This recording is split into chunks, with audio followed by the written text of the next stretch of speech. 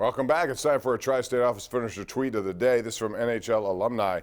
On this day in 1997, Mario Lemieux tied an NHL record by scoring 4 goals in the third period of a 5-2 win against Montreal. 13th 4-goal game for number 66, matched the NHL record shared by Wayne Gretzky and Mike Bossy. And sometimes, Chris, I always say this about watching some of the elite players in this town, hockey-wise, man, we're lucky. We've seen no drop-off. I mean, back, since they won those 2 cups, and maybe should have been 3.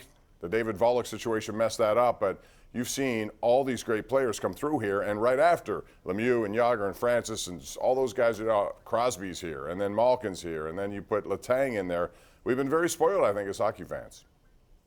I mean, you like basketball, so what would it be like going on a run of watching Magic and Bird, then immediately moving to Jordan coming to your team, and then you throw Steph Curry in there, LeBron comes to your team, Durant and all that, and they all play for the same team.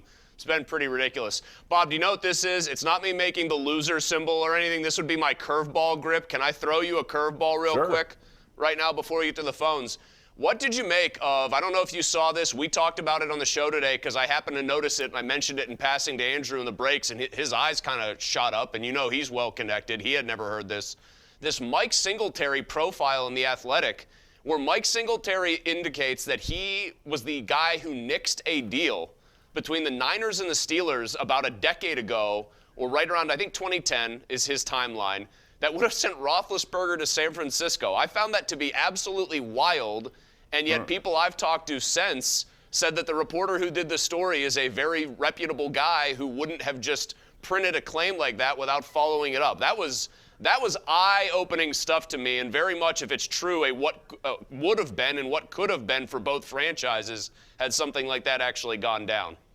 Wow, that's a stunner. I never heard that, and that's the first time hearing of it. And I'm sure, though, along the way, in every franchise history, there are things that almost happened that never did happen and never people hear about. But that's certainly, if that was discussed, that would have been a major. Yeah, that curveball came in and it did a Burt Blyleven dip at the plate. I didn't expect it. All right, let's go to the lines. We got Big Al and Robinson. What's up, Big Al? How you doing? Hey, Bob. I wanted to ask you. You sort of contradicted yourself the other day, last night. First, you said, as far as the overtime, I agree with you, they should both get the ball. First, you said Mahomes and Allen, every time they touch the ball, they can score. Well, let's say they did give the ball, and like you said, I follow you. They scored again, Buffalo. Then what? Then they start Kansas City. When does it end? Well, I'm just saying, when it gets to a playoff overtime, Al, it's different than the regular season. Both of those teams, and I guess I got sucked into the game itself, and I still believe this because I've said it for years, but that game made you want more. And it seems to me that, a coin toss should not determine if you get I know there's a defense to be played, but guess what? I think if Buffalo would have gotten it, you could have made the same claim. They may have moved down the field and scored 2.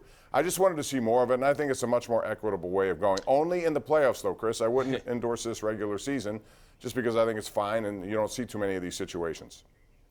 Well, Big Al asks, where does it end? It ends with Josh Allen and Patrick Mahomes 2 billion years from now, when the entropic heat death of the universe is taking place, trading touchdowns on the Arrowhead Stadium turf as Earth is consumed by the sun. In all seriousness, Bob, I thought I'd go with that. I thought if I could work entropic heat death of the universe into tonight's show, I might as well go with it. I didn't come on Monday, obviously. Pony and I flip-flop days. I had no problem with the game ending as it did. Here's why. It feels like if that's a 20-20 game in regulation and maybe one team got shut out in the second half and the other team rallied to tie it, I don't think anyone has any kind of real gripe with overtime. It was that it turned into this insane shootout that bothers people. Let's not lose sight, though, of one thing above all else. We love topics to debate. That's why we all do this. That's why we have fun with it. That game never should have seen overtime. Josh Allen throws that touchdown to Gabriel Davis with 13 seconds left. That game should have been over. The fact that it isn't is not a good enough reason to revisit the overtime rules. No, and I think, obviously Sean McDermott messed up big time. I think he may have been caught up in what was going on and not thinking that he still had to play out 13 seconds. All those decisions, you just whittle away at that clock as best you can and leave him with no time or one play and then just throw it up for grabs. But he didn't do that. All right, let's go out to Chris in Warrendale, who joins us right now on the Bordas & Bordas hotline. What's up, Chris? Hi, Bob. A big ruling by the PIAA today. I thought it was the right decision to put Aliquippa back in 4A. I think they've got to rethink about this rule.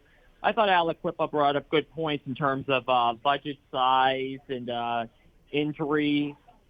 Here's what I would do, though, with the rule. I would scrap this transfer stuff and enrollment and just focus on pure success. I'd go from 6 to 7 success points and say purely that's it. Just simply for the fact that it's for competitive balance in the first place.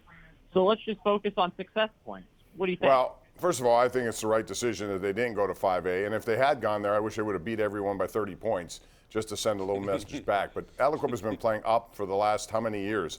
You know, they're a single A school. They shouldn't be playing where they're playing, and yet they're winning. And so because of it, well, I don't like that. But, Chris, I didn't like when they moved to 6 conferences. I like 4. I like 4 because I think they ruined some of the rivalries that I think we all grew up following. I grew up as a North Hills NA kid, right? Growing up a mile and a half, 2 miles from Martorelli Stadium. I got to watch LeVar Arrington way back when for those North Hills teams. So I understand what you're saying, but I do think a move to 5 classifications was necessary with some of the growing size. You know, you've got to. Honestly, with this kind of thing, you have to reflect the demographic shifts of the area, right? People were moving out of the North Hills, moving to Pine Richland. 6 is just, the only thing I don't love about it is that it's one section, right? It's 8 teams, so that's kind of tough. But as far as Aliquippa goes, I think they made the right decision. More than anything else, it's a player safety concern. I mean, if they're that small of a school, they're only fielding X number of guys who all happen to be very talented, you're going to get real thin real quick. But I'm with you. Had they moved them up to 5A, I would have rooted them for them to win every game by the mercy rule. By the way, Bob, I don't know if you know this too. Southern Columbia, out about an hour or so east of State College, I think they've won 5 straight state titles so far. And they're a 2A school that just absolutely dominates and should get moved up, and yet they don't. Right. Well, you know what I think their punishment should be? You have to play Aliquippa. Because guess what? I don't think it's going to end well for you, Southern Columbia. Good point. I like that. But I knew about Southern Columbia. That's not fair either. There's a lot of stuff that I don't agree with the PIAA. Let's go out to Julio in Beachview. Julio, what's up? Hey, Bob, can you hear me? Yeah, go right ahead. Hey, just a quick question. Just comment on the overtime rules. You know, while I think maybe they should change the overtime rules, I don't want to hear anything about Buffalo complaining about it, because to let Kansas City go that far, 60 yards or whatever, within 13 seconds, they have no one to blame but themselves. No, they do, and I understand that. But I also think, generally speaking, that I think it's a better way to solve a play, especially playoff. Chris, that's what we're talking about. Not a regular season game. We're talking about consequences. We're talking about and I think that's more of a fair base kind of ending to what it was a great game, or any game for that matter. I don't care if it was 3-3 and it was played ugly offensively. I'd rather have both teams touch the ball once, and I think Art Rooney told Jerry Dulac he's now kind of changing his mind on that. Well, let me tell you this really quick. So let's say we all agree that for the regular season you keep things as is. If I'm going to answer seriously whether I think you were going to make a change, I think one of the reasons they cut regular season overtime down to 10 minutes is because of player health and safety. If you're going to keep everything else the same, I think you should go the full 15 minutes in the playoffs. You play another quarter. That's fine. Because here's what I wouldn't have liked about the thing you're saying in this Chiefs game. If they score and the rules are changed and Buffalo gets the ball back, let's all be honest about what likely happens. Buffalo goes down and scores the way things were going, right? And then they either go for 2, which is it's an all or nothing way to end a game, but it's a little gimmicky, frankly. Or they kick the extra point, Chiefs go down, and they win it with a field goal. If you're going to play it out the way people have been complaining it should be played out, make it the full 15 minutes. Make it a 5th quarter and extend the game that way. I wouldn't have any problem with that either. I just think the way it is right now, it can certainly be better, and that's a situation I would not have any problem with at all. We got to take a break here. We'll come back. We have Reggie, we have Harry, we have Bill and Regis all coming up next right here on the Ireland Contracting Nightly Sports Call.